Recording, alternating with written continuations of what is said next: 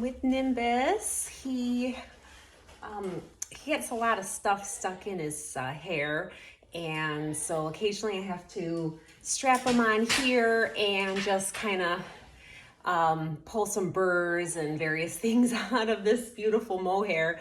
He gets tired and antsy because he's not even one, and just kind of sits down, and then he'll stand up again and sit down and stand up again. But I'm really trying to get some of these. There are some little knots, and I have to separate some of these locks, but he is doing such a good job. He doesn't love it. I give him snacks occasionally, but it's just part of grooming him. And he has to have this this chain around his neck, but he's comfortable. He's comfortable enough, I think.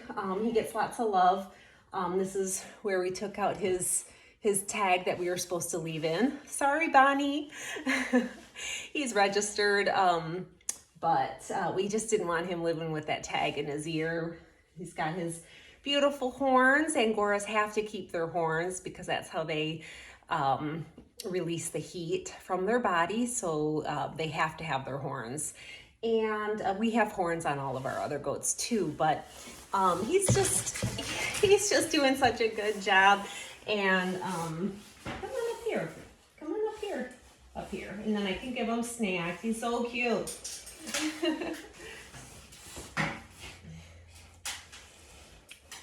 But like right around here, right around his eyes, it gets all matted, and this is the first time I've had an Angora goat. I have no idea if this is how you're supposed to take care of them. I don't brush him. Some books say to brush or comb your Angora, and some, like my breeder said, don't even do it. So I just think about his comfort level, and so sometimes we'll cut some mats out, and he has like this beautiful, I don't know if you can see, he's kind of dirty, it's winter, but then underneath it's this beautiful white, you can see that, and he's so soft, and these locks are I'm learning how to spin them, and so I just separate them, not too much to break the lock apart, but if I'm going to have to separate the lock to spin it, I just separate it on his body, unless it's just excessive, because I don't need to cause him any extra discomfort. But I have to reach under here quite a bit, and right up underneath his armpit, I guess, is like always a bunch of plant matter. Oh, sweetie. And so I always pull stuff out of there. He doesn't love when I start pulling stuff off of him. Obviously, it's like getting your hair pulled, but I just wanted to say hi, and this is just such a nice winter ritual, because taking care of the animals is more of my husband's job, but I committed to taking care of Nimbus and grooming him and shearing him, and same with the next one we get, hopefully in the spring. So he has an Angora buddy. He gets along so well. He's a wether. He gets along so well with Luna and Stardust, our does, our Saanen Nigerian blend does, but they're twins and they're really bonded. So he plays with them and goes on walks, all three of them. Our barn cat walks around with them as well. But he would like an Angora friend, and I'm in love with spinning, so I'll be doing that. We have a little bit more to do, sweetie, but he's just so sweet. Yeah, hi. Are you so happy? Want another snack? Well, I just wanted to say hi, and happy holidays, happy winter. It's just nice to get outside, even just for a little bit. I've been inside, honestly, most of the day, because I'm hosting my daughter's best friend. She spent the night. We dug into making sugar cookies, homemade buttercream frosting, and so it's all about being in the kitchen. So it's nice to get out for a little bit and just have a little fresh air and connect with these kids. I love these kids. You ready? Ready for dinner? All right. Well, I just wanted to say hi, get outside for just a little walk, but don't be hard on yourself if you just need to lay down on the couch and watch a show, or don't be hard on yourself if you just don't even feel like going outside. It's a hard time, and sometimes I don't get out until much later in the day. I go through my rituals, I make my bed, do things like that make me feel good. I sweep the house. That's just something I like to do that makes me feel good. And do the dishes, wash my face, or take a shower, just depending on which day it is. And since it's not a work day today, I just wait until I'm done with all of my house and farm stuff. But just those morning rituals. And then sometimes,